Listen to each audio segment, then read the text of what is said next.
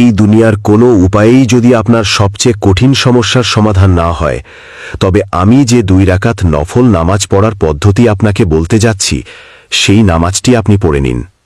ইনশাআল্লাহ তাবারক ওয়া তাআলা এই নামাজ পড়ে নেওয়ার পর আপনি জান্নামাজ থেকে উঠতেও পারবেন না, আর আল্লাহর দরবারে আপনার সেই দোয়া কবুল হয়ে যাবে। বন্ধুরা, এই নামাজকে সালাতুল হাজাত বলা হয়। এর নিয়ত আপনাকে ঠিক এইভাবে করতে হবে। আমি 2 রাকাত নফল সালাতুল হাজাত নামাজ পড়ছি আল্লাহ তাআলার জন্য বর্তমান সময়ে মুখ বা রুখ আমার কাবা শরীফের দিকে। এরপর আল্লাহু আকবার বলে নিয়ত বেঁধে নিন। প্রথম রাকাতে আপনাকে একবার সানা সুবহানাকা পড়তে হবে, একবার সূরা ফাতিহা পড়তে হবে, তারপর 15 বার সূরা ইখলাস পড়তে হবে। এরপর রুকু করুন, সিজদা করুন, তারপর দ্বিতীয় রাকাতের জন্য দাঁড়িয়ে যান।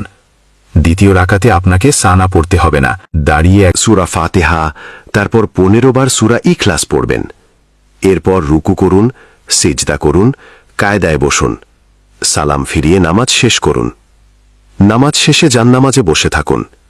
এক শ্বাসে যতবার পারেন আল্লাহ পাকের এই মুবারক নাম পড়ুন, ইয়া হাদিও। শ্বাস শেষ হওয়ার সাথে সাথেই সিজদায় চলে যান। সিজদায় গিয়ে 7 বার ইয়া রব্বানা পড়ুন, তারপর সিজদার অবস্থায় আল্লাহ পাকের কাছে দোয়া করুন। ইনশাআল্লাহ তাবারক ওয়া তাআলা